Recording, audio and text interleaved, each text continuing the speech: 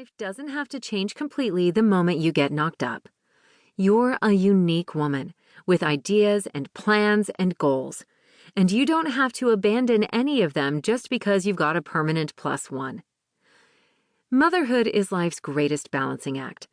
Raising tiny humans while holding on to your own identity and finding time for yourself is hard work, and there's no secret formula for pulling it off.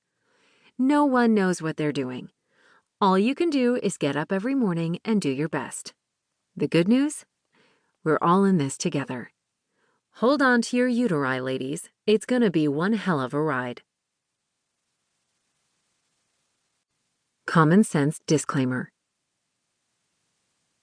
Since we're about to unload a shit ton of advice about things related to pregnancy, childbirth, nutrition, and sleep habits, among other things, we've been advised by our lawyer to include un petit disclaimer, so here it is. We're not doctors. The advice in this book is based upon experience and common sense only.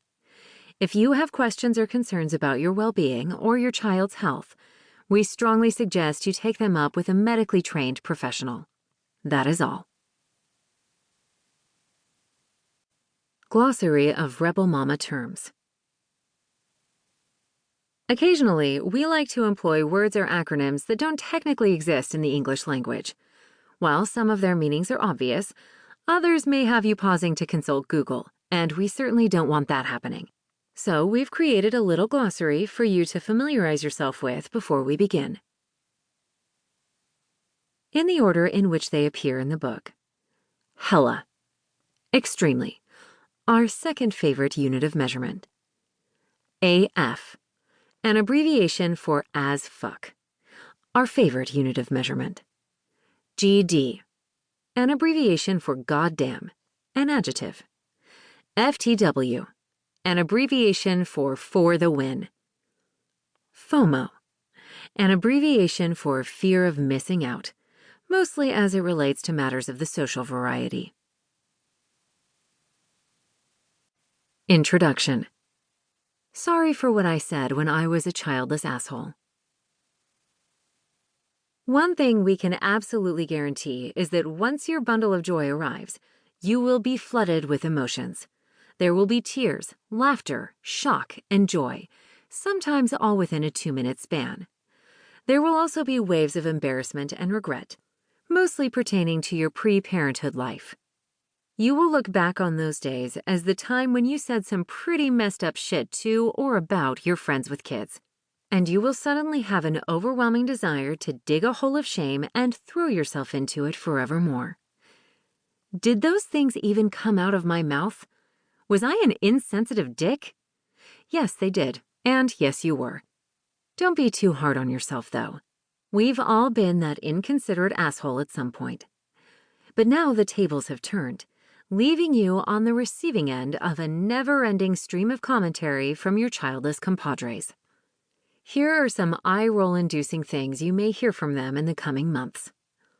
I'm exhausted. I really feel it when I get less than 8 hours of sleep. Let's go for dinner. I made a reservation for 9:30 p.m. Sorry we kept the baby up late. At least they'll sleep in tomorrow. When I have a baby, I'm not going to let their schedule control my life. They're going to be on my schedule. Hey girl, I know I said I could be there to visit the baby at 3 p.m., but it's looking like it'll be closer to 5:30 p.m. Cool? OMG, learn to control your kid already. About a 2-year-old. Look at these kids with their iPads. My kids won't touch electronics until they're at least 12. Do you know how bad it is for their brains? All newborns do is sleep. How can it possibly be that tiring? I'm never having kids. LOL or shut the fuck up, right? When you have the urge to slap these people repeatedly, take a deep breath and remember that you probably said this shit to some poor new mother back in the day as well. We too were once clueless 20-somethings. But now we're the ladies sitting beside you at the new hipster spot in town, albeit with a 6:30 p.m. rezo, yawning as we eat our dinner and our words. Inserts foot in mouth.